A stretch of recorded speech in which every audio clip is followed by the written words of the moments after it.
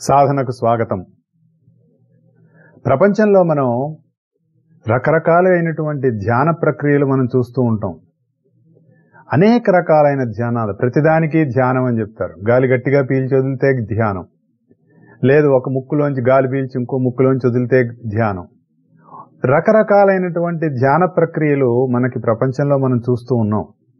So మీకు ఈ ధ్యానం చేయటం వల్ల ఈ లాభం వస్తుంది, ఆ ధ్యానం చేయటం వల్ల ఆ లాభం వస్తుంది, అసలు ధ్యానం చేయకపోతే అసలు వేస్ట్, ఇలా రకరకాలైనటువంటి వ్యాపార ప్రకటనలతో పాటుగా మనం అనేక రకాలైనటువంటి విషయాలు మనం ప్రపంచంలో మనం చూస్తూ ఉంటాం. అసలు ఈ ధ్యానం అంటే ఏంటి? ధ్యానము అనేటటువంటి ఈ పదాన్ని గనక మనం విడదీసుకుంటే ధియానము. అసలు ధి అంటే ధియో యో నః ప్రచోదయాత్ అని గాయత్రి మంత్రం చెప్తుంది. ధియా అంటే మా బుద్ధులు, ధి అంటే బుద్ధి, వెలుగు అని అర్థం. ఈ బుద్ధి లోపలికి చేసేటటువంటి యానము అంటే ప్రయాణం. ఎందుకు బుద్ధిలోకి మనం ప్రయాణం చేయాలి అది కూడా తెలుసుకోవాలి కదా. ఏం సార్ ఊరికే ప్రయాణం చేయమంటారు, ఎట్లా, ఎందుకు, దేనికి అని చెప్పాలి కదా. పలానూరు వెళ్ళరా అంటే ఎందుకు, వాడెవడో పలానూరు వెళ్ళు అని చెప్పే లోపలే బయలుదేరట. నువ్వు విజయవాడ వెళ్ళు అనగానే సైకిల్ ఎక్కట. ఊరికే ఎగ్జాంపుల్. ఎందుకురా, ఏమో నువ్వు వెళ్ళమన్నావు నేను వెళ్తున్నా. దేనికో కారణం ఉండాలి కదా. ఒక చోటు నుంచి ఇంకో చోటికి ఒక మనిషి ప్రయాణం చేస్తున్నాడంటే ఒక కారణం ఉండాలి. అలాగే మనం బుద్ధిలోకి ఎందుకు ప్రయాణం చేయాలి, అసలు బుద్ధి అంటే ఏంటి, ఎందుకు మనం ప్రయాణం చేయాలి అని గనక మనం ఆలోచించినట్లయితే, బుద్ధి అనేటటువంటిది మనిషే చెప్తున్నాను నేను, మనిషికి ఇచ్చినటువంటి ఒకానొక ఫ్యాకల్టీ. అంటే డిస్క్రిమినేటివ్ విల్. ఏది మంచిది ఏది మంచిది కాదు, ఏది సరైంది ఏది సరైంది కాదు, దేనివల్ల మనకి బాగుంటుంది దేనివల్ల మనకి బాగూడదు అనేటటువంటి ఒక విచక్షణా జ్ఞానాన్ని మనకు అందించేటటువంటి ఫ్యాకల్టీ, లైట్ మనకి బుద్ధి. మనం ఆ బుద్ధి యొక్క వెలుగులో మన జీవితాన్ని నడిపించుకోవాలి. మనం ఏం చేస్తున్నామంటే బుద్ధి అనేటటువంటి దాన్ని చాలా రేర్గా వాడతాం. దాన్నే మనకి కామన్ సెన్స్ అని చెప్తారు నిజం చెప్పాలంటే. So the sense which we have to use very commonly for each and everything. కానీ మనం ఏం చేస్తాం, we use it very rarely. Madam Blavatsky గారు అంటారనమాట, we wrongly call it as common sense but we use it rarely అంటుంది ఆవిడ. అంటే మనం రేర్గా మనం కాల్ చేస్తూ ఉంటాము, అంతేకాని మనం దాన్ని ఎప్పుడూ మనం వాడం. ఎందుకు వాడము, ఎందుకు మనం ఆ విధంగా మనం చేస్తున్నాము అని గనక మనం ఒకసారి ఆలోచించినట్లయితే అది మనకు తెలుస్తుంది. కారణం ఏంటంటే మనము అంతర్ప్రపంచంలో కంటే బాహ్య ప్రపంచంలోనే మనం ఎక్కువగా బతుకుతున్నాం. బాహ్య ప్రపంచంలో బతుకుతున్నటువంటి మనకి లోపలికి వెళ్ళాలంటే ముందు భయం. ఎందుకు మనం లోపలికి వెళ్ళాలంటే భయం? లోపల ఏముందో మనకు తెలియదు. లోపల ఏముందో మనకు తెలియనప్పుడు మనకి లోపలికి వెళ్ళాలంటే భయం వేస్తుంది. అందుకని మనం ఏం చేయాలి, దానికి మనం దానికి చేయవలసింది ఏంటి అని గనక మనం ఆలోచిస్తే ధైర్యంగా ముందుకు వెళ్ళటమే. ఏమండి, చీకటిలోకి మనం ప్రయాణం చేస్తున్నాం. చీకటిలోకి ప్రయాణం చేసేటప్పుడు మన దగ్గర ఏ వెలుతురు లేదు. ఏ వెలుతురు లేనప్పుడు మనం చీకటిలోకి ఎలా ప్రయాణం చేస్తాం? మనం ఏదో ఒక వెలుతురు ఉండాలి మనకి. సో మనకి మనతోటి ఉన్నటువంటి వెలుతురు ఏంటి అంటే అదే మనతోటి ఉన్నటువంటి బుద్ధి. ఆ బుద్ధి అనేటటువంటి వెలుగులో మనం ప్రయాణం చేయాలి. మరి మనకు మనస్సు కూడా ఉంది. మరి మనస్సు కూడా ఉన్నప్పుడు మనసు దేని గురించి పనిచేస్తూ ఉంటుంది?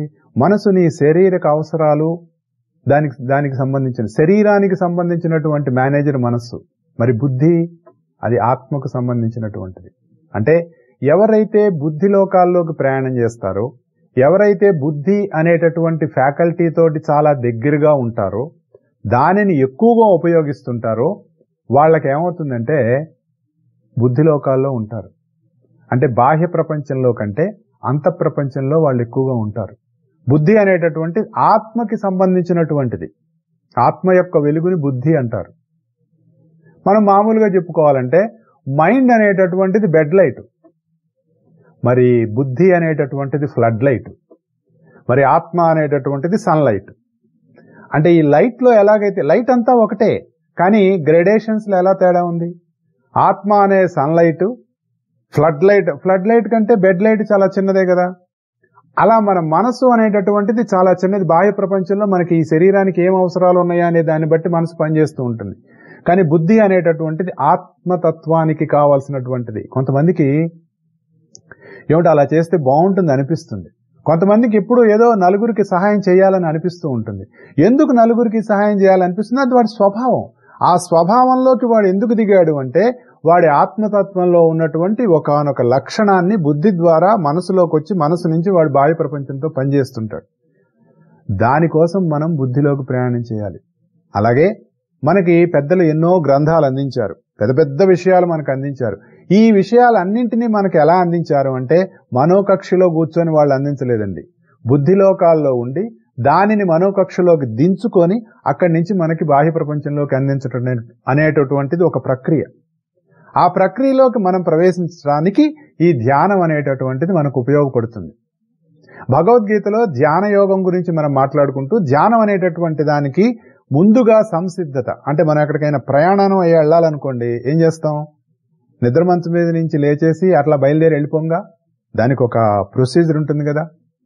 ఇక్కడి నుంచి మనం వేరే ఊరు వెళ్ళాలంటే దానికి సంబంధించింది కారో, రైలో, బస్సో, విమానమో ఏదో ఒకటి మనం దాని మీద ప్రయాణం చేయడానికి ముందుగా టికెట్ కొనుక్కోవటం, రిజర్వ్ చేసుకోవటం, బట్టలు సర్దుకోవటం, తయారవటం, ఇక్కడి నుంచి ఆ ఎయిర్పోర్ట్కి వెళ్ళటం, అక్కడ ఆ సెక్యూరిటీ చెక్ ఇన్ అన్ని కంప్లీట్ చేసుకొని లోపలికి వెళ్ళటం, చెక్ ఇన్ అయ్యేంత వరకు కూర్చోవటం, ఆ తర్వాత ఫ్లైట్ ఎక్కటం అనేటటువంటిది ఒక సీక్వెన్స్ ఆఫ్ ఈవెంట్స్ ఎలా ఉంటాయో అలాగే ధ్యానము అనేటటువంటిది ఒక ప్రక్రియలోకి మనం వెళ్ళటానికి కావలసినటువంటి అనేక రకాలైనటువంటి మనకి ప్రాథమిక సూత్రాల్ని మనం ఎన్నో చెప్పుకున్నాం.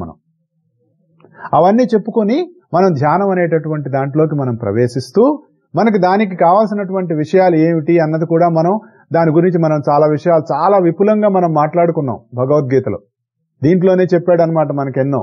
జితాత్మనః ప్రసంతాస్య పరమాత్మ సమాహితః శీతోష్ణ సుఖ దుఃఖేషు తథా మానావమాన అవమానయోః జ్ఞాన విజ్ఞాన తృప్తాత్మ కూటస్థో విజితేంద్రియ. ఇవన్నీ చెప్పుకున్నాంగా. ఇవన్నీ ప్రిపరేషన్ లాంటిది, ధ్యానానికి ప్రిపరేషన్ లాంటిది. ఫర్ ఎగ్జాంపుల్ మనం పతంజలి యోగ సూత్రాలు తీసుకున్నాం అనుకోండి. యమ, నియమ, ఆసన, ప్రాణాయామ, ధారణ, ధ్యాన, సమాధులు అనేటటువంటి 8 అంగాలు ఉంటాయి. ధ్యానం ఎక్కడుందండి? యమ నియమాలతో పాటు ధ్యానం ఉందా? లేదు కదా. ధ్యానం అనేటటువంటిది 7వ అంగంగా చెప్పారు. ఆ తర్వాత సమాధి స్థితి.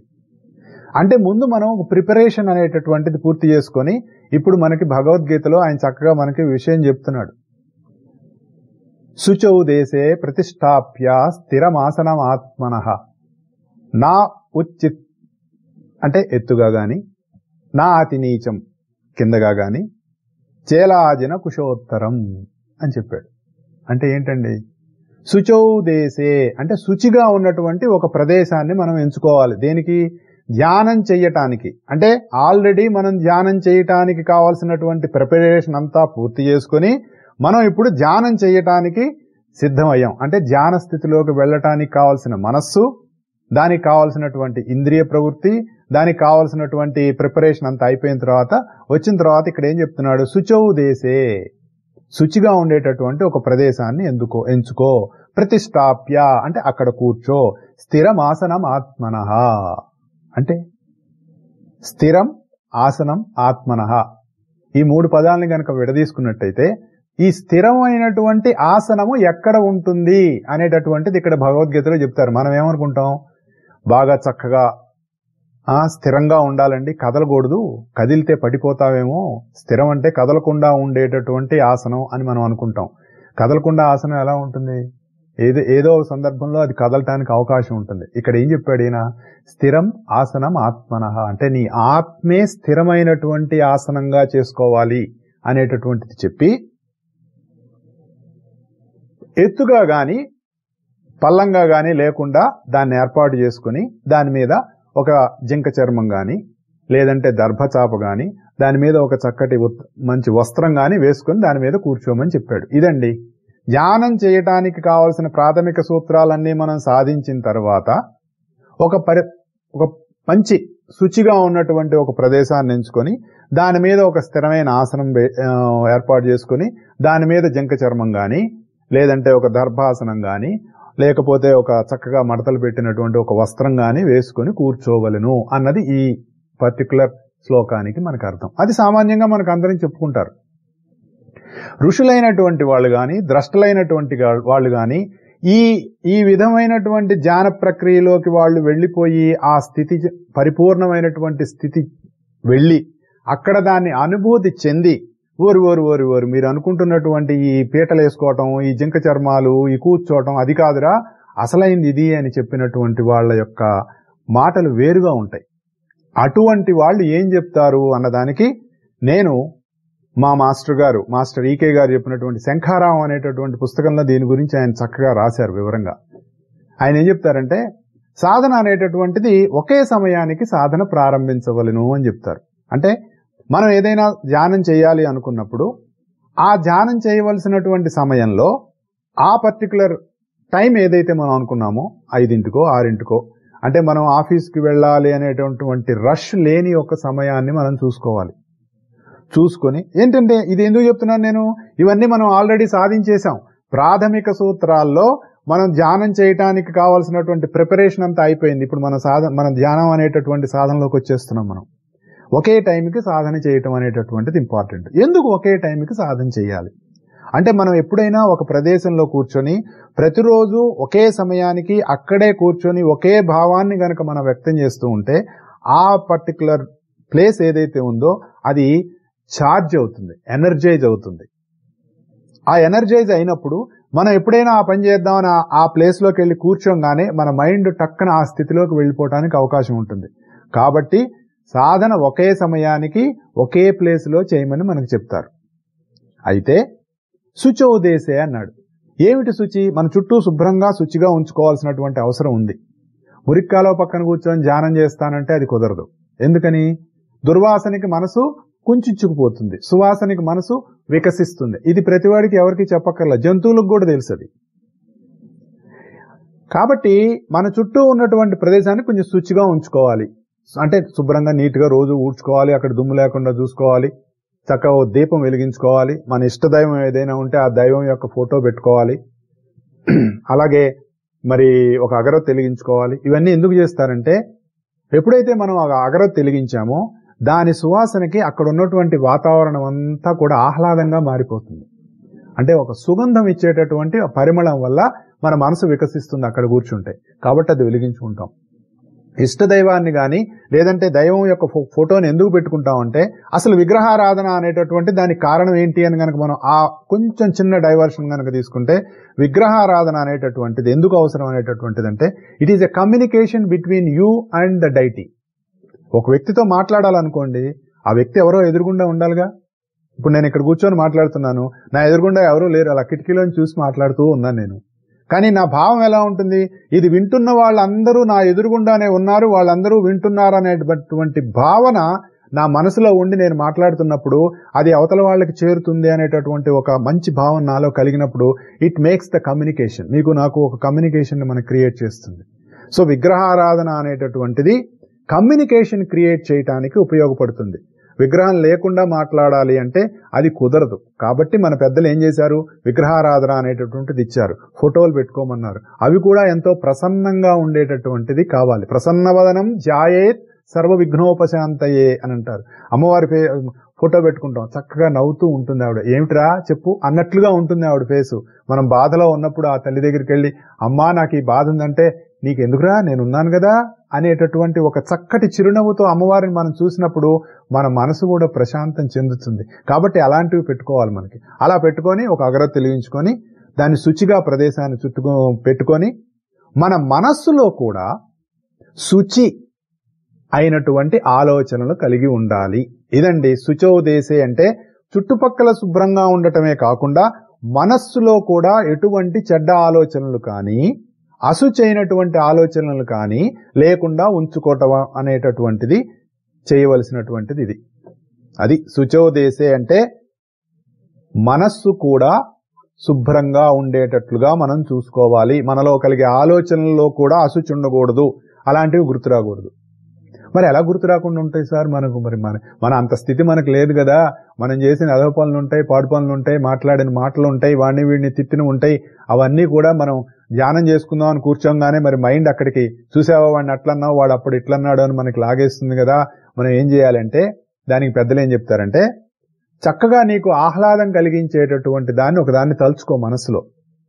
అంటే సూర్యోదయం గాని, సూర్యాస్తమయం గాని, లేకుండా మబ్బులు లేకుండా ఉన్నటువంటి ఒక బ్రైట్ నీలాకాశం గాని, అది చాలా స్థిరమైనటువంటిది నీలాకాశం గాని, లేదంటే అటువంటి నీలాకాశంలో మెరుస్తున్నటువంటి ఒక చంద్రుని గాని, ఒక చక్కటి సీన్, ఒక పచ్చటి బయళ్ళు, ఒక మంచి కొండలు, ఆ కొండల్లో చక్కటి ఒక మంచు, చుట్టూ ఉన్నటువంటి ఒక గ్రీన్ గా ఉన్నటువంటి ఒక చక్కటి ఒక మైదానం, దాంట్లో ఉన్నటువంటి పచ్చిక బయళ్ళు, ఇలాంటివన్నీ మన మనసులో తలుచుకుంటూ మనం ఆలోచన చేస్తే అది ఒక పరిశుద్ధమైనటువంటి ఒక ప్యూర్ థాట్ ను మనకు క్రియేట్ చేస్తుంది.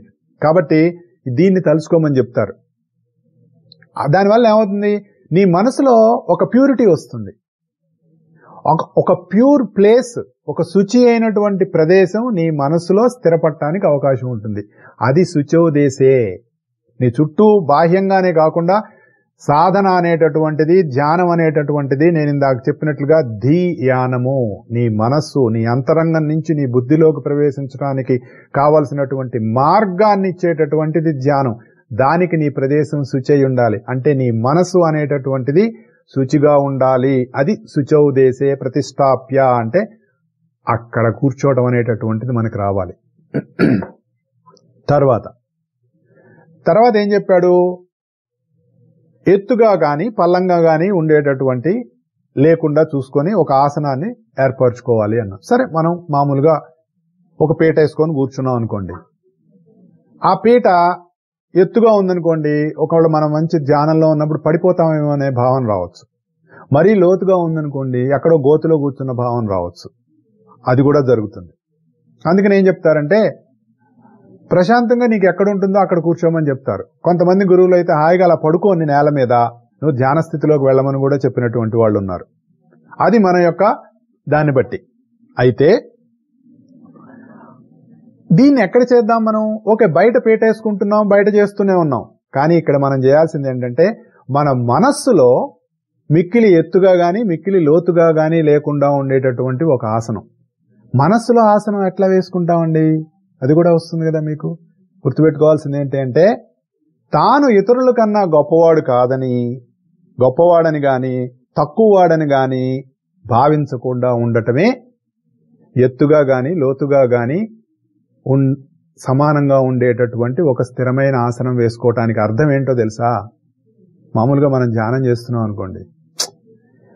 ఈ మధ్య నేను ధ్యాన సెంటర్కి వెళ్తున్నాను. ఈ వెధవలు రమ్మంటే రారండి. అంటే ఏంటి, నువ్వు గొప్పగా నేను ఊహించుకుంటున్నావు, అవతల వాడిని నువ్వు తక్కువగా చేసి భావిస్తున్నావు.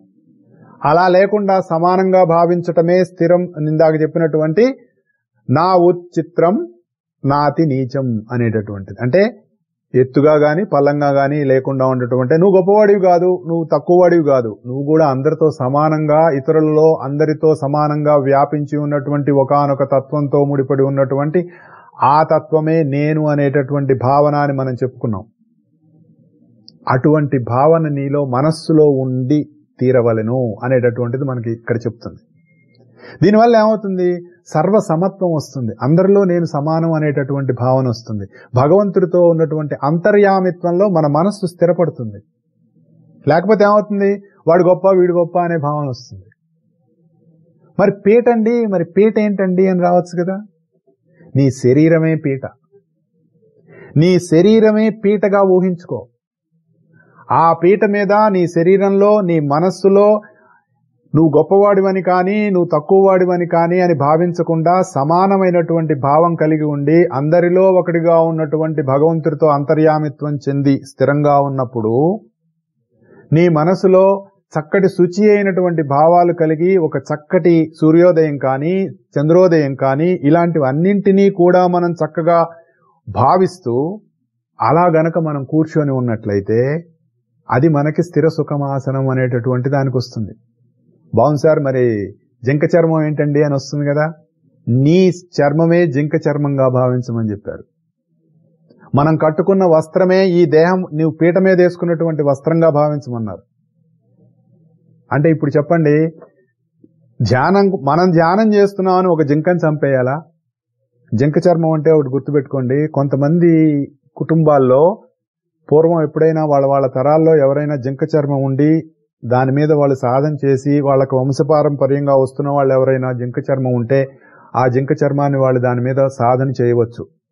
కానీ ప్రస్తుతం ఉన్నటువంటి మార్కెట్స్ లో ఈ జింక చర్మం వల్ల ఈ జింక చర్మం మీద సాధన చేయాలి, లేదంటే పులి చర్మం మీద సాధన చేసేవాళ్ళు కొంతమంది ఉంటారు. అది కొంచెం వేరే రకమైనటువంటి తంత్ర సాధనలు ఉంటాయి వాటికి సంబంధించినవి. అలా కాకుండా జింక చర్మం ఎందుకు వాడతారంటే అది సాధు స్వభావమైనటువంటి జంతువు కాబట్టి ఆ జింక చర్మాన్ని వాడతారు. ప్రస్తుతం మార్కెట్లో ఈ జింక చర్మానికి ఉన్నటువంటి విలువ పెరగటం వల్ల ఇది యోగ సాధకులకి ముఖ్యమట, ఇది లేకపోతే యోగ సాధన చేయలేరట అనే భావన అందరిలో పెరగటం వల్ల ఈ జింక చర్మం అనేటటువంటిది వ్యాపారం అయిపోవటం వల్ల దీనివల్ల అనేక జింకల్ని చంపి దాని చర్మాన్ని ఒలిచి మార్కెట్లో జింక చర్మాలు అమ్మటం అనేటటువంటిది కూడా జరుగుతూ ఉంది. కానీ పూర్వం రోజుల్లో జింకలు వాటంతట అవి చనిపోయినప్పుడు వాటి చర్మాన్ని తీసి వాళ్ళు యోగ సాధనకు వాడుకునేటటువంటి స్థితి అప్పట్లో ఉండేది. కాబట్టి ఈ రోజుల్లో మనం జింక చర్మం సాధించడం అంటే మనం చేసేటటువంటి యోగ సాధన కోసం ఒక జింకని చంపినట్లు అవుతుంది. కాబట్టి అలా కాకుండా జింక చర్మం లేకపోతే యోగ సాధన చేసుకోలేము, అది లేకపోతే యోగ సాధన అవదు, ఇవన్నీ కూడా మన మనసులో కలిగినటువంటి ఒక రకమైనటువంటి మనకు మనసులో ఇంజెక్ట్ చేసినటువంటి భావాలే తప్ప అవి సత్యం కాదని గుర్తుపెట్టుకోండి. పీట మీద మన ఇంట్లో ఒక చక్కటి తెల్లటి వస్త్రం వేసుకుంటామండి, దర్భాసనం వేసుకుంటామండి. లేదండి ఈ రోజుల్లో కింద కూర్చోలేము, బాస్పెట్లు వేసుకొని ఎవరు కూర్చుంటున్నారండి? అప్పట్లో ఏం చెప్పారు? పద్మాసనం వేసుకోమన్నారు. ఇప్పుడు పద్మాసనం ఎంతమంది వేయగలరు? పద్మాసనం వేద్దామని కనుక మనం వేస్తే పెటపెటా శబ్దాలు వస్తాయి. పద్మాసనం అవదు. ఎందుకు? మోకాల దగ్గర తొడ దగ్గర ఎక్కడో విరుగుతుంది. ఇంకా సాధనం ఏంటి? మహా కష్టపడి వేసినా కూడా అర నిమిషం కంటే ఉండలేము, ఎందుకంటే కాళ్ళు పీకేస్తాయి. అసలు కిందే కూర్చోలేము. ఇప్పుడు పూర్వం రోజుల్లో స్కూళ్లలో కూడా కింద బెంచీలు వేసి కింద కూర్చునేవాళ్ళు. ఇప్పుడు మరి బల్లా అవి లేకపోతే అసలు స్కూళ్ళకి పంపించలేదు. ఏంటి మీ స్కూల్లో టేబుల్స్ అండ్ చైర్స్ లేవా? మా అబ్బాయిని మేము జాయిన్ చేయమండి. ఇంట్లో కూడా డైనింగ్ టేబుల్స్ వచ్చేసినాయి. మన కింద కూర్చునేటటువంటి స్థితి ఎక్కడొచ్చింది? మరి ఈ రోజున ధ్యానానికి కింద కూర్చోవాలి, జింక చర్మం వేసుకోవాలంటే ఎలా కూర్చుంటారు? కాబట్టి పద్ధతులన్నీ మారిపోయినాయి. మనం ఏం చేస్తుంటాం, ఇంకా ఎప్పుడో అదేదో అంటారు చూసారా, శంకరాభరణంలోనూ ఏదో సినిమాలో, పూర్వం ఎప్పుడో రైళ్లల్లో మరి ఎడ్ల బండ్లలో పాడుకున్న పాటలు అవన్నీ ఇప్పుడు రైళ్లు, జట్లు, విమానాలు వచ్చేసినాయి అంటాడు చూసారా శంకర శాస్త్రి గారి దగ్గర.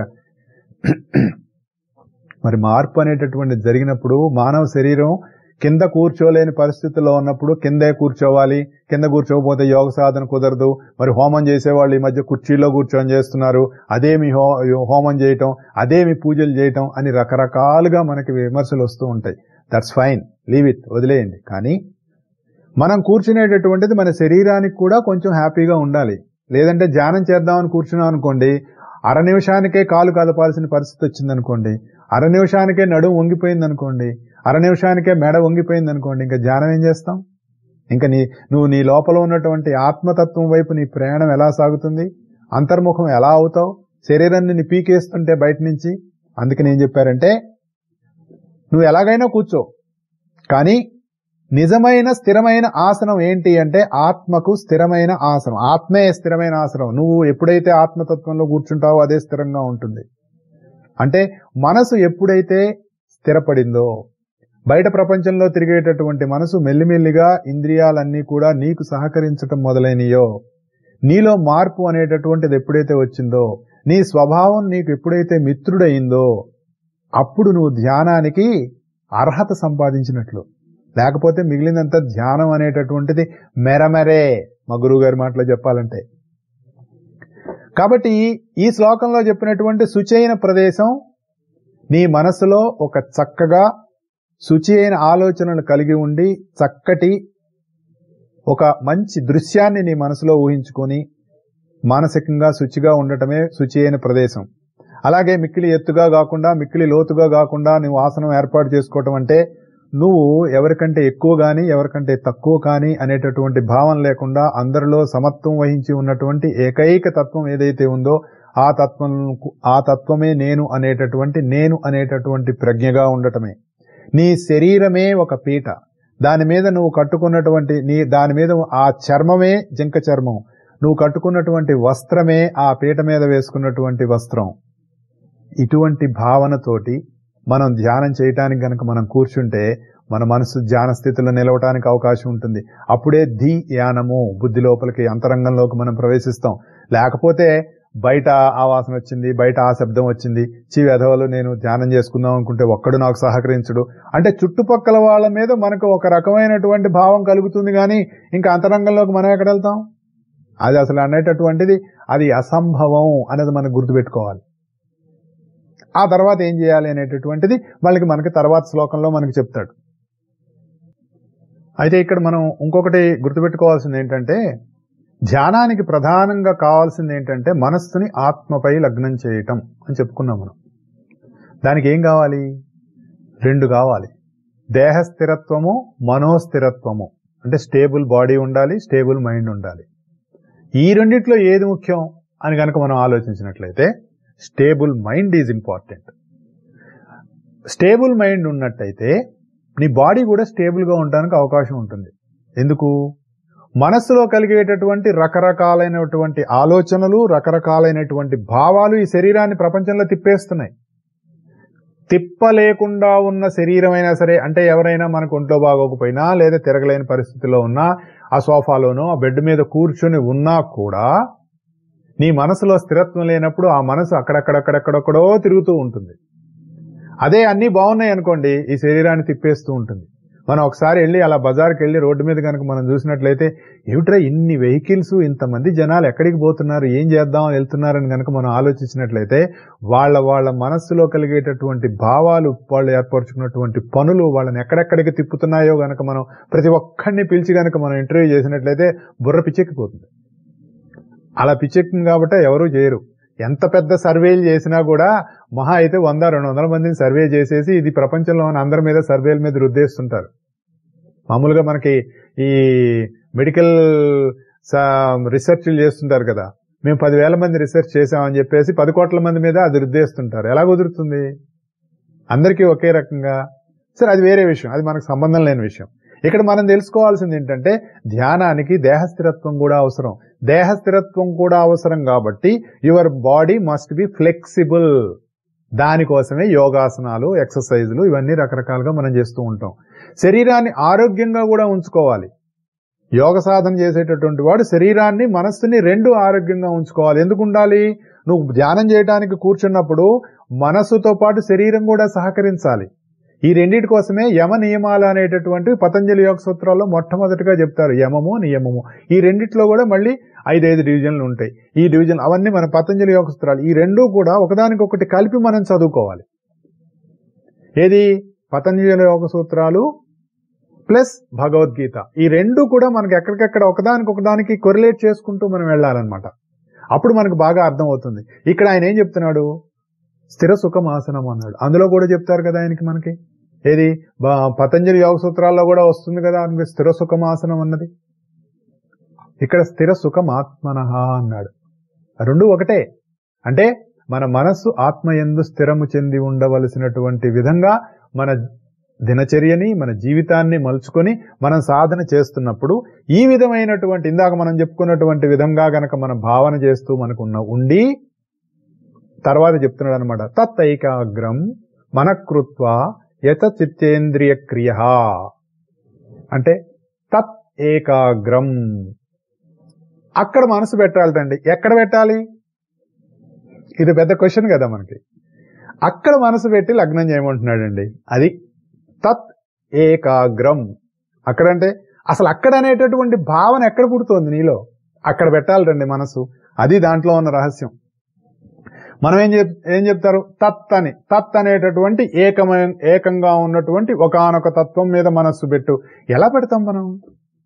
అక్కడ అసలు దాని గురించి తెలియాలి కదా. ఇప్పుడు పలాని వస్తువు చాలా బాగుంటుంది అని నేను చెప్పాను అనుకోండి, ఆ వస్తువు నువ్వెప్పుడు చూడలేదు. ఎప్పుడు చూడని వస్తువు బాగుంటుంది అనగానే దాని గురించి నీకు ఊహ ఎలా వస్తుంది? నెంబర్ 1. సరే, వస్తువు అనవసరం. మనం ఎప్పుడు ఒక వ్యక్తిని కలవలేదండి. ఆ వ్యక్తిని ఫస్ట్ మనం కలిసినప్పుడు ఆ వ్యక్తి మీద మనకు ఏదైనా భావన ఉంటుందా? ఉండదు. న్యూట్రల్ గా ఉంటుంది మైండ్. కలుస్తాం. కానీ పలానా వ్యక్తిని మనం కలవటానికి ముందు రోజు, గంట ముందో ఎప్పుడో ఇంకొక ఫ్రెండ్ వచ్చి, ఒరేయ్ వాడు వస్తున్నాడు రో, వాడితో జాగ్రత్త, వాడు అట్లాంటి వాడు ఇట్లాంటి వాడు అని మనకి వాడికి ఉన్నటువంటి దుర్గుణాలు చెప్పాడు అనుకోండి, మన మనసు పొల్యూట్ అయిపోతుంది. వాడిని మనం న్యూట్రల్ గా చూస్తామా? ఫస్ట్ టైం మనం కలిసినా కూడా మన స్నేహితుడు చెప్పిన భావాలు వాడి మీద పనిచేస్తాయి. అలా కాకుండా మంచివి చెప్పాడు అనుకోండి, అరే వాడు చాలా మంచివాడు రా, 10 మంది సహాయం చేస్తుంటాడు రా, వాడు అది చేస్తుంటాడు రా, ఇది చేస్తుంటాడు అన్నాడు అనుకోండి, వాడిని చూడంగానే ఒక గౌరవభావం కలుగుతుంది, లేచి నమస్కారం చేస్తాం. కారణం ఏంటి అంటే నీ ఓన్ భావం లేదు అక్కడ. Your mind is already polluted by some once ideas. పెద్దలు ఏం చెప్తారు తెలుసా?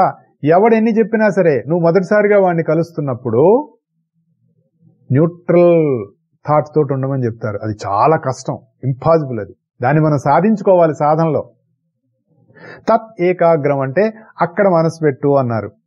అంటే ఇందాక చెప్పినటువంటి స్థిరమైన ఆసనంపై కూర్చొని మనస్సుని దానికి సంబంధించినటువంటి ఇంద్రియ వ్యాపారాలు ఏవైతే ఉన్నాయో, అంటే ఎటు పడితే అటు లాగుతున్నటువంటి మనస్సు, ఆహా ఆ శబ్దం బాగుంది, లేదంటే ఇది బాగుంది, అది బాగుంది అని మన మైండ్ లాగుతూ ఉంటుంది కదా, అట్లా అలా అదన్నీ మనం ఆల్రెడీ సాధించేసాం మన సాధనలో. తత్ అనేటటువంటి దాని మీద స్థిరంగా పెట్టమని చెప్పేసి చెప్తున్నాడు. ఇది ఇక్కడ ఏం చెప్తారంటే ఆత్మ సంయమ యోగము లేదా ధ్యాన యోగము అనేటటువంటి దానికి కీలకమైనటువంటి సూత్రం.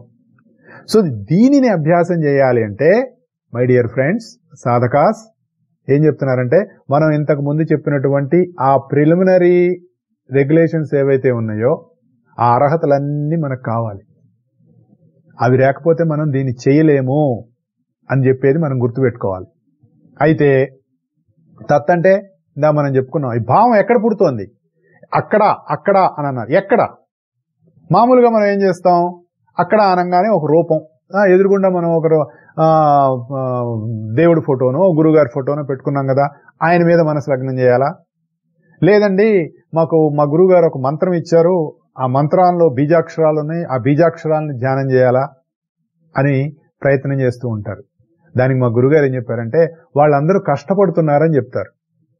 ఎందుకంటే నువ్వు నీ కేంద్రం నుంచి నీలో బయట ఎక్కడో ఉన్నటువంటి ఒక దాన్ని ఊహించుకొని అక్కడ మనసు పెట్టాలని ట్రై చేస్తున్నావు అని చెప్పారు ఆయన.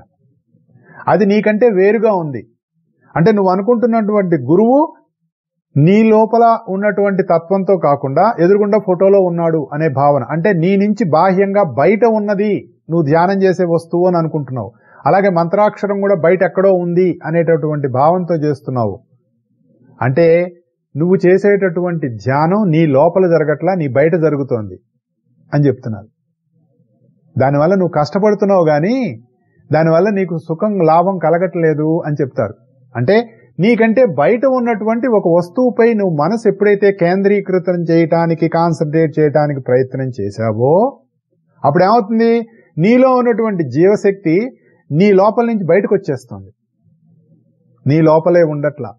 దానివల్ల ఏమవుతుంది, కొంతమంది కొన్ని రోజులు ధ్యానం చేసిన తర్వాత ఏమిటో సార్ ఈ మధ్య ధ్యానం చేస్తుంటే నీరసం వస్తుంది, మైండ్ అంతా కూడా ఒక రకంగా చిరాగ్గా ఉంటుంది, అందరూనేమో ధ్యానం చేస్తే హ్యాపీగా ఉంటుంది అని చెప్తారు, ఏంటో చిరాగ్గా ఉంటుంది సార్, మైండ్ కాన్సన్ట్రేట్ అవ్వట్లేదు అని మాట్లాడుతుంటారు. దానికి కారణం ఏమనుకుంటారో తెలుసా? నా అంతటి వాడు ధ్యానం చేద్దామని చూస్తే ఇంట్లో వాళ్ళు ఒక్కళ్ళు కూడా నాకు కోఆపరేట్ చేయరు సార్, ఎటో మా వాళ్ళు అసలు ఏంటో వెధవలు, అసలు ఆ పిల్లలు కానీ మా ఇంట్లో మా ఆవిడ కానీ లేదంటే మా ఆయన కానీ నేను ధ్యానం చేసుకో ఎందుకు ఒక రకమైన చిరాకు నీకు వస్తుందంటే ఫస్ట్ పాయింట్ సమత్వం అనేటటువంటిది లేదు, అందరిలో ఉన్నటువంటి ఒకానొక తత్వాన్ని నువ్వు దర్శనం చేయట్లా, నెంబర్ 1. నెంబర్ 2 ఏంటి, నువ్వు చేస్తున్నటువంటి ధ్యానం నీ లోపల జరగట్లా, బయట జరుగుతోంది, నీ శక్తి బయటకు వచ్చేస్తుంది. చూసారా ఇక్కడ మనం ధ్యానం అని ఇన్ని రకాలుగా మనం మాట్లాడుకుంటుంటే మనం పొరపాట్లు ఎక్కడ జరుగుతున్నాయి అన్నది ఇలాంటి పెద్దలు అందించినటువంటి వారి అనుభవంలోంచి, వారి అంతరంగంలోంచి, ఆత్మలో నుంచి వచ్చినటువంటి విషయాలు అయితేనే మనకు తెలుస్తాయి, లేకపోతే మనకు తెలియవు. పుస్తకంలో చూసి రాసినవి కాదండో ఇవి గుర్తుపెట్టుకోవాలి. బుద్ధిలోకాల నుంచి, ఆత్మలోకాల నుంచి వాళ్ళు గ్రహించినటువంటి ఆ విషయాలని, అందులో ఉన్నటువంటి రహస్యాలని మన పూర్వీకులు లేదంటే మన ఆధ్యాత్మిక ఋషులు, ఏన్షియంట్ సైంటిస్ట్స్ అంటారు వాళ్ళని, వాళ్ళు ఎన్నో సంవత్సరాలు లేదంటే ఎన్నో జన్మలు, ఎన్నో సంవత్సరాల పాటు వాళ్ళు ఈ ధ్యాన ప్రక్రియలో ఉన్నటువంటి అనేక రహస్యాలను మనకి ప్రతిదీ కూడా అరటిపండు ఒలిచిపెట్టినట్లు చెప్పడం కుదరదు. కొన్నిట్లో కొన్ని బిట్వీన్ లైన్స్ అంటారు. ఆ బిట్వీన్ లైన్స్ మనకు తెలియాలి అంటే దాని మీద మనకు కావాల్సినటువంటి శ్రద్ధ ఉండాలి, అభ్యాసం ఉండాలి, తగినటువంటి దానికి కావాల్సిన సమర్పణ ఉండాలి. అప్పుడు తెలుస్తాయి. లేదా వీటన్నిటినీ సాధించి వెదవలు మీరు ఇవన్నీ చేసుకోలేరురా నేను చెప్తా పట్టు, ఇది అసలు దాంట్లో ఉన్న రహస్యం అని కొంతమంది గురువులు విప్పి చెప్తారు వాళ్ళు. అప్పుడన్నా మనకు తెలుస్తాయి. అలా మా గురువు గారు, మా శ్రీకే గారు చెప్పినటువంటి పుస్తకంలో చెప్పినటువంటి విషయాల్ని అతి సులువుగా మనం మన జీవితంలో ఎలా ఇంప్లిమెంటేషన్కి తెచ్చుకోవాలి, ధ్యానం అనేటటువంటి ఒక భావం నుంచి మనకు ఉన్నటువంటి ఈ కొన్ని పనికిరాని భావాలు ఉంటాయి మనకి, లేదంటే బయట చెప్పినటువంటి అనేక రకాలైనటువంటి ఉంటాయి, వాటిల్లో నుంచి ఉన్నటువంటి ముఖ్య సూత్రంలోకి మనం ఎలా ప్రవేశించాలి అన్నది ఇలాంటివి మనం తెలుసుకుంటే మనకు ఎక్కువ ఉపయోగపడతాయి అనేటటువంటి ఉద్దేశంతో వాటిని మళ్ళీ అందరితో పంచుకోవడం జరుగుతుంది. ఇక్కడ ఏం చెప్తారంటే ఈ ఆత్మ అనేటటువంటిది దాని నుంచే నేను ఫస్ట్ చెప్పాను, ధీ అంటే ఆత్మ యొక్క వెలిగే బుద్ధి. ఆ వెలుగు ఆధారంగానే మనలో ఉన్నటువంటి పంచప్రాణాలు, పంచేంద్రియాలు, కర్మేంద్రియాలు, దేహం, ఈ మనం అనుకునేటటువంటి దేహ పుంజం అంటారు దీన్ని. పుంజం అంటే కిరణం, ఆత్మ యొక్క కిరణం ఈ దేహం అని గుర్తుపెట్టుకోవాలి. ఆ వెలుగు ఎక్కడి నుంచి వస్తోంది? అంతఃకరణం నుంచి వ్యాపిస్తోంది. సూర్యుడిలోంచి వెలుగు ఎలా వస్తుందో, సూర్యుడి నుంచి కిరణాలన్నీ ఎలా వ్యాపిస్తున్నాయో, ఆత్మ నుండి వెలుగు కిరణాలు ఈ మనస్సు, ఇంద్రియాలు, దేహం అనేటటువంటిది బాహ్యంలోకి ఇట్లా వికసిస్తున్నాయి, ఇట్లా వ్యాపిస్తున్నాయి అని మనం గుర్తుపెట్టుకోవాలి. నువ్వు ఆత్మ, అందుకనే జ్యోతిష్ శాస్త్రంలో, అస్ట్రాలజీలో ఆత్మని సూర్యుడితో పోలుస్తారు. దానికి ఒక సింబల్ ఉంటుంది, ఒక సర్కిల్ వేసి మధ్యలో ఒక డాట్ పెడతారు. ఎందుకు పెడతారు? సూర్యుడు అనేటటువంటిది చోటులో ఏర్పడినటువంటి ఒకానొక ప్రజ్ఞ. ఈ చోటులో ఒక పాయింట్ లాగా నేను అనేటటువంటి ప్రజ్ఞ మేలు కాంచుతుంది, అదే సూర్యుడు. మనం ఇమం వివస్వతే యోగం ప్రోక్తవానహమవ్యయం వివస్వాన్ మనవే ప్రాహు మనురిక్ష్వాకువే బ్రవేత్ అనేటటువంటిది అనే శ్లోకం మనం చెప్పుకున్నప్పుడు మనం దీని గురించి చాలా వివరంగా మనం చెప్పుకున్నాం. సూర్యుడు అనేటటువంటిది ఈ చోటులో ఎలా పుడుతుంది, అదే నేను. ఆ తత్వం నుంచే ఇవన్నీ వస్తాయి. ఎలా అయితే సూర్యుడి నుంచి కిరణాలు వస్తున్నాయో మన ఆత్మతత్వంలోంచి ఈ వెలుగు కిరణాలు మనస్సు, ఇంద్రియాలు, దేహంగా బయటకు వస్తూ ఉన్నాయి. ఈ కిరణాలు ప్రచండంగా వచ్చేసినాయి అనుకోండి, విపరీతంగా మంచి ఎల్యూమినే అయిపోయినాయి అనుకోండి, సూర్యుడిలోంచి మీరు సూర్యోదయం జరుగుతోందండి, ఉదయం 6 గంటలు లేదా 7 గంటలు, అప్పుడే సూర్యబింబం అలా పైకి వస్తోంది తూర్పున, ఎర్రగా, ముందు అంత ఎర్రగా ఉండదు, అరుణారుణ బింబంగా ఉంటుంది, ఆరెంజ్ కలర్, మెల్లిగా అలా పైకి వస్తూ ఉంటుంది. మనం ఎంతవరకు ఆ సూర్యుడిని మనం చూడగలం? ఒక పాయింట్ వరకే చూడగలం, ఆ తర్వాత మనం ఆ సూర్యుడిని చూడలేం. మరి మధ్యాహ్నం 12 గంటలకో సూర్యుడిని చూడగలరా? 3ంటికి, 4ంటికి చూడగలరా? మళ్ళీ ఎప్పుడు చూడగలం మనం? ఆ సూర్యుడు పశ్చిమంలో అస్తమిస్తున్నప్పుడు, ఆ సూర్యకిరణాలు తగ్గిపోయినప్పుడు మనం చూడగలం. అలాగే మన శరీరంలో నుంచి, మన ఆత్మతత్వంలోంచి బయటకు వస్తున్నటువంటి కిరణాలు, మన ఇంద్రియాలు, మన చుట్టూ ఉన్న సెన్సెస్ లోంచి అనేక భావాల్లో విపరీతంగా బయటకు వచ్చేస్తున్నప్పుడు సాధకుడు తన ఆత్మని తాను దర్శనం చెయ్యలేడు. అది మనం గుర్తుపెట్టుకోవాలి. ఈ రెండు కంపారిజన్ నేను ఎందుకు చెప్తున్నానంటే, ఎలాగైతే సూర్యకిరణాలు ప్రభావం తక్కువగా ఉన్నప్పుడు మనం సూర్యుడిని చూడగలమో, అలాగే మన ఆత్మతత్వంలోంచి వస్తున్నటువంటి కిరణాలు మన ఇంద్రియాల నుంచి బాహ్య ప్రపంచంలోకి వెళ్ళిపోయి వాడి మీద వీడి మీద రకరకాలైనటువంటి భావాలతో మనస్సు విపరీతంగా మనం ఆందోళనలు, భావోద్వేగాలు, ఉద్వేగాలు, వాడిట్లా వీడిట్లా, మరి కాసేపు పొలిటికల్ అనాలిసిస్, కాసేపు ఫైనాన్షియల్ అనాలిసిస్, కాసేపు స్పిరిచువల్ అనాలిసిస్, ఈ రకరకాలుగా మనం ఇప్పుడు 2 మిత్రులు కూర్చున్నారంటే 1 గంట సేపు మాట్లాడుకుంటే ప్రపంచంలో ఉన్న అన్ని విషయాలు వస్తాయి. సో ఇన్ని విషయాలలో ప్రచండంగా బయటకు వచ్చేస్తున్నటువంటి సందర్భంలో నువ్వు కూర్చొని మెడిటేషన్ చేయి, ఆత్మసాధన చేయి, ఆత్మను దర్శించు అంటే ఎలా కుదురుతుంది? కుదరదు కదా. అంటే దాని అర్థం ఏంటంటే నీ ఆత్మతత్వం మరుగున పడిపోయింది. ఈ వెలుగులో నువ్వు అసలైన ఆత్మని దర్శించలేవు. ఎప్పుడు దర్శించలేవు? నువ్వు బయటికి ప్రపంచంలోకి విస్తరించిపోయి ఉన్నావు. ఇది కొంచెం బాగా మనం ఆలోచించాలి. మనం మధ్యాహ్నం సూర్యుడిని ఎలా చూడలేమో, నీ యొక్క ప్రవృత్తి ఇంద్రియాలతోటి, నీ సెన్సెస్ తోటి బాహ్య ప్రపంచంలో నువ్వు కొట్టుమిట్టాడుతున్నప్పుడు నీ ఆత్మని నువ్వు దర్శనం చెయ్యలేవు అన్నది మనం గుర్తుపెట్టుకోవాలి. ఎప్పుడైతే నీ ఇంద్రియ వ్యాపారాలు, నీ మనసు, నీ సెన్సెస్ అన్నీ కూడా, నీ స్వభావం అన్నీ నీకు ఫ్రెండ్స్ అయ్యి ఒరే వీడెవడో కాస్త పాపం రోజు ధ్యానం చేసుకుంటాడరా, పోనీలే పాపం కూర్చొని ఓ గంట సేపు వాడికి మనం రెస్ట్ ఇద్దామని నీ మైండ్ అనుకొని, ఓ గంట సేపు వాడిని మనం డిస్టర్బ్ చేయొద్దు అని నీ ఇంద్రియాలు అనుకొని, అప్పటి వరకు నీ మనసులో ఎన్ని రకాల భావాలున్నా నువ్వు ధ్యానం చేద్దామని కూర్చోగానే నీ మైండ్, నీ సెన్సెస్ ఎప్పుడైతే నీకు సహాయం చేయటానికి సిద్ధపడేటట్లుగా గనక నీ సాధన కొనసాగి ఉండి ఉన్నట్లయితే నీ కిరణాలన్నీ ఉపసంహారం జరిగింది అని మనం గుర్తుపెట్టుకోవాలి. అంటే సూర్యుడి చుట్టూ ఉన్నటువంటి కిరణాలు ఉదయం సాయంత్రం ఎప్పుడైతే ఉపసంహరింపబడి మనకి దర్శనం చేయటానికి వీలుగా ఉంటాయో, అలాగే నువ్వు ధ్యాన స్థితికి వెళ్ళాలి అనుకున్నప్పుడు ఇవన్నీ నీకు సహకరిస్తే అప్పుడు నువ్వు నీ ఆత్మ దర్శనం చేయటానికి కావలసిన విధంగా నీ సాధన ముందుకు వెళ్ళినట్లు, నువ్వు నీ లోపల అంతఃకరణలో నువ్వు నీ యొక్క వెలుగుని నువ్వు దర్శించటానికి కావలసిన సాధన నీలో జరుగుతున్నట్లు, అప్పుడు నీకు నీ స్వభావం నీకు అడ్డు తగలకుండా అప్పుడు ఆ స్థితిలో నువ్వు గనక కూర్చొని ఉన్నట్లయితే అప్పుడు ఈశ్వర ప్రణిధానాన్ని అభ్యాసం చేయమని పతంజలి యోగ సూత్రాల్లో భగవంతుడు చెప్తాడు. ఎందుకు అప్పుడే ఈశ్వర ప్రణిధానాన్ని చేయాలంటే అప్పుడు నీకు నువ్వుగా ఉంటావు. సాధారణంగా మనం ఎలా ఉంటాం? మనం మన భావాలుగా ఉంటాం, అవతలవాడు చెప్పినటువంటి అభిప్రాయాల రూపంలో ఉంటాం, మనకి కావలసినవి మన కోరికల రూపంలో మనం ఉంటాం, కానీ మనకి మనంగా మనం ఉండం. ఎప్పుడైతే ఈ స్థితికి మనం చేరామో అప్పుడు మనకి మనంగా జీవించటానికి కావలసినటువంటి స్థితి మనకి అప్పుడు వస్తుంది. అప్పుడు మనం అక్కడ కూర్చొని అక్కడ అంటే ఎక్కడా అని గనక మనం ఆలోచించినట్లయితే ఈ పదం అనేటటువంటిది, ఈ భావం అనేటటువంటిది మనలో ఎక్కడ మొదలవుతోంది అని మన మనస్సుతో ప్రయాణం చేయటం మొదలు పెట్టాలి. ఎక్కడికి? లోపలికే. ఈ అక్కడ ఎక్కడ అనేటటువంటి భావం ఎక్కడ కలుగుతోంది? నీ మనస్సులో కలుగుతోంది. దాని లోపలికి భావాలకు వెళ్ళాలి నువ్వు. అప్పుడు అలా మనం లోపలికి, మన సంకల్పం లోపలికి గనక మనం ప్రయాణం చేసినట్లయితే అప్పుడు మనం ఆ వెలుగులోనికి ప్రయాణం, మన మనసు ఆ వెలుగులోనికి వెళ్ళడానికి రెడీ అవుతుంది. అప్పటి వరకు అది బయటకు వెళ్తోంది. ఇప్పుడు దానికి లోపల రుచి తెలిసింది, స్వీట్ తెలిసింది. ఇప్పుడు చిన్న పిల్లవాడు ఉన్నాడండి, రోజు వాళ్ళమ్మ కాఫీలో పెద్దవాళ్ళు కాఫీ తాగే టైంకి ఆ పంచదార డబ్బా మూత తీసి వాడు కాఫీలో పంచదార వేస్తూ వీడి నోట్లో కూడా ఏదో ఒక అర చెంచానో పావు చెంచానో వీడి నోట్లో వేసేది పంచదార. అది వాడికి అలవాటైంది. వాళ్ళ అమ్మ ఎప్పుడు పంచదార డబ్బా మూత తెరిచినా వీడు బయట ఆడుకుంటున్నా సరే టక్కన పరిగెత్తుకొచ్చేస్తాడు. ఎందుకు వస్తాడు? ఆ టైంకి వాళ్ళ అమ్మ పంచదార డబ్బా మూత తెరుస్తుందని వాడికి తెలుసు. వాడు ఎక్కడున్నా అక్కడికి వచ్చేస్తాడు. దాని రుచి వాడికి తెలిసింది. అలాగే ఇంకొకడు ఉన్నాడు, వాడికి పంచదార రుచి తెలియదు, కానీ షుగర్ టెక్నాలజీ అనేటటువంటి పుస్తకం, 500 పేజీల పుస్తకం, 1000 పేజీల పుస్తకంలో వాడు షుగర్ టెక్నాలజీ గురించి అద్భుతంగా ఎక్కడ ఏం అడిగినా చెప్పగలడు, కానీ వాడికి ఎప్పుడు పంచదార రుచి తెలియదు. ఈ పిల్లవాడికి షుగర్ టెక్నాలజీ గురించి తెలియదు, కానీ వాడికి పంచదార రుచి తెలుసు.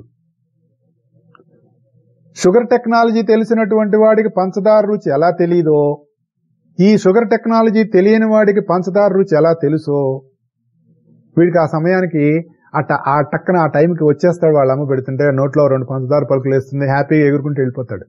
అలాగే ధ్యానంలో అంతరంగంలోకి వెళ్ళినటువంటి వాడికి ఎప్పుడైతే స్థిరమైనటువంటి మనస్సు, స్థిరమైన సుఖమైన ఆసనం ఏర్పడి ఆ రుచి ఎప్పుడైతే వాడికి తెలిసిందో వాడు ఎప్పుడు ధ్యానం చేద్దాం అని ఆలోచిస్తూ ఉంటాడు.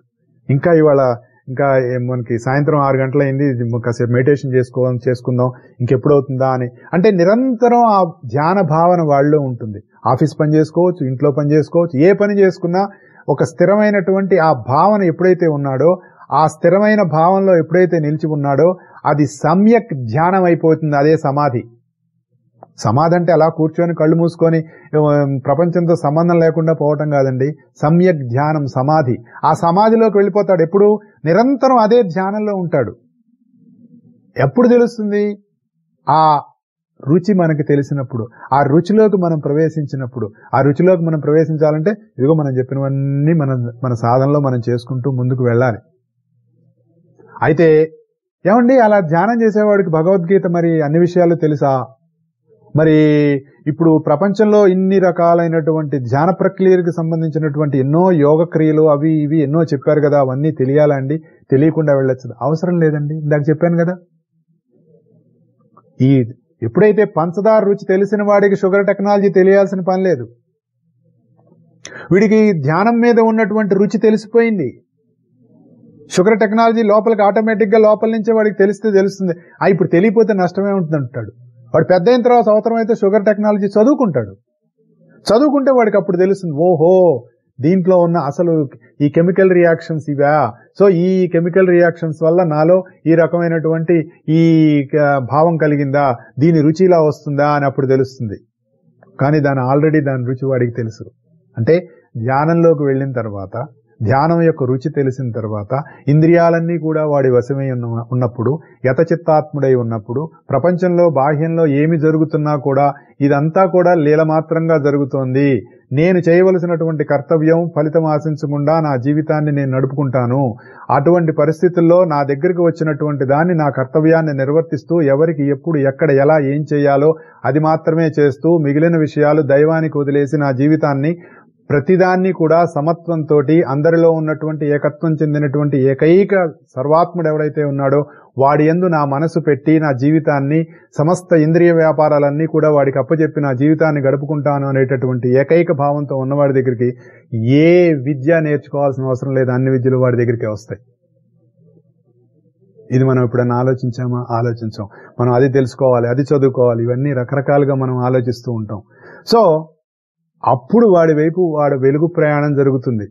అప్పుడు వాడు మనసు లోపలికి వెళ్ళి స్పందనలోకి ప్రవేశించి, స్పందన లోపల నుంచి లోపల ఉన్నటువంటి వెలుగులోకి ఎప్పుడైతే ప్రవేశిస్తాడో అక్కడ వాడికి ఈశ్వర ప్రణిధానం, ఈశ్వరుని యొక్క దర్శనం. ఈశ్వరుడంటే తన దర్శనం, తనెవరో తెలిసిపోతుంది. తన ఈ దేహం అనేటటువంటి దాంట్లో ఆత్మస్వరూపుడే ఎలా ఉన్నాడో తెలుస్తుంది. నేను అని ఎందుకు అనుకుంటున్నాడో తెలుస్తుంది. అప్పుడు తెలుస్తుంది. అప్పుడు తెలియకుండా ఎట్లా తెలుస్తుంది? అది యోగం. కాబట్టి ఇంత దూరం ఉందండి ప్రయాణం. మరి ఇంత ప్రయాణం మనం చేస్తుంటేనే మనకు తెలుస్తుంది. కాబట్టి ఇందాక మనం చెప్పుకున్నటువంటి అనేక విషయాల్లో ఆసనం గురించి చెప్పుకున్నాం. అప్పుడు నీ మనసు ఒక స్థిరమైనటువంటి ఆసన స్థితిలో నిలుస్తుంది. చిత్తము ఆసీనమైనటువంటి స్థితి. ఎక్కడ ఆసీనమవుతుంది? నీ మనస్సు బుద్ధిలో ఆసీనమవుతుంది. అదే స్థిర సుఖమాసనం అంటే. లేదు సార్, శరీరాన్ని ఇలా పెట్టేసి కదలకుండా కూర్చుంటే స్థిరంగా సుఖంగా ఉంటుంది సోఫాలో అని అనుకుంటాం. శవం కూడా కదలకుండా ఉంటుందండి, అది సుఖంగా ఉందా స్థిరంగా? చెప్పండి ఒకసారి. కదలటం కాదు, నీ మనస్సు కదలకూడదు.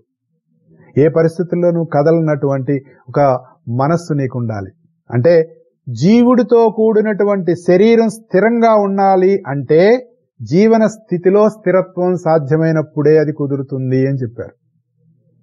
చూడండి, ఇవన్నీ మనం ఒక చక్కగా ఫోటో ఫ్రేమ్స్ పెట్టుకుంటాం చూసారా, సీనరీస్, దాని మీద ఏవో కొన్ని కొటేషన్స్ రాసి పెడుతుంటారు. అలాంటి కొటేషన్స్ రాసుకోవాలి. దీంట్లో నీ మనసులో ఉన్నటువంటి స్థిరత్వమే అదే నీకు సుఖంగా స్థిరంగా ఉండటానికి వస్తుంది. అదే నీ శరీరాన్ని కూడా స్థిరంగా ఉంచుతుంది.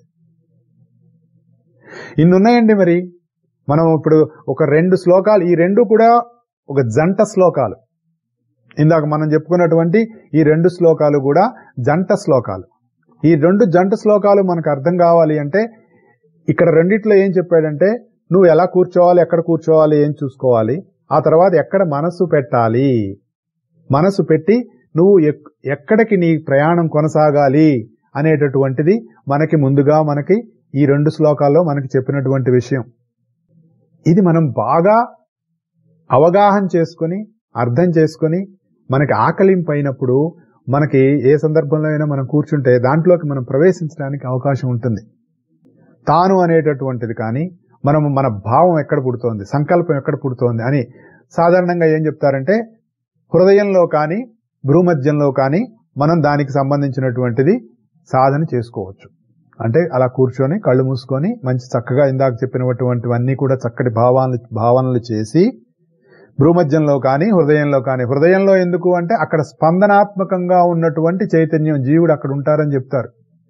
భ్రూమధ్యం ఎందుకు చెప్తారంటే అది ఆజ్ఞా కేంద్రంగా చెప్తారంటే జీవుడు ఆజ్ఞను అధిష్ఠించి శరీరాన్ని ఆజ్ఞాపించి అక్కడి నుంచి తన ఆధీనంలో తనకు ఉన్నటువంటి ఈ శరీరం, ఇంద్రియములు, మనస్సు, బుద్ధి, చిత్తం, అహంకారం, ఈ సమస్తాన్ని కూడా నడిపించుకునేటటువంటి యజమానిగా ఉండేటటువంటి place. It's a kingly place.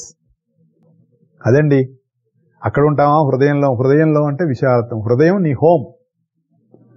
భూమధ్యం నీ ఆఫీస్. ఈ రెండు గుర్తుపెట్టుకోవాలి మనం.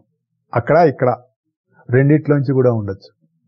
ఎక్కడ మనకు వీలుగా ఉంటుందో అక్కడ మన మనసు పెట్టి స్థిరమైనటువంటి మనస్సును సాధించుకొని మనం మన ధ్యానం గనక సాగితే మన ధ్యానము అంటే మన హృదయంలోకి మన అక్కడి నుంచి మనం బుద్ధిలోకి ప్రవేశించినట్లయితే ఆ వెలుగు అనంతమైనటువంటి వెలుగుగా మనకు గోచరమిస్తుంది అనేటటువంటి విషయం మనకు భగవద్గీతలో తెలియజేసినటువంటి ఒకానొక అత్యుత్తమమైనటువంటి రహస్యం. దీన్ని మన జీవితంలోకి ఇంప్లిమెంట్ చేసుకుంటూ జీవితంలో మనం ఆచరిస్తూ తద్వారా అనుభూతుల్ని పొందుతూ ఆ అనుభూతుల్ని 10 మందికి పంచుకుంటూ వాళ్ళు కూడా అనుభూతి చెందేటట్లుగా మన జీవన విధానాన్ని మార్చుకుంటూ దినచర్యని మార్చుకుంటూ అందరూ కూడా సాధనలో ముందుకు వెళ్ళాలి. వాళ్ళు అనుకున్నది సాధించాలి. ఆత్మతత్వం వైపు అడుగులు వేయాలి. ధ్యానం అనేటటువంటి దాంట్లో ఉన్నత స్థితికి చెందాలి, ఉన్నత స్థితికి చేరాలి అనేటటువంటి ఒక సద్భావంతో అందరూ బాగుండాలి, అందరిలో మేము ఉండాలని ఆశిస్తూ ఈ వారానికి సెలవు తీసుకుంటున్నాను. వచ్చే వారం మళ్ళీ కలుద్దాం. జై గురుదేవ్.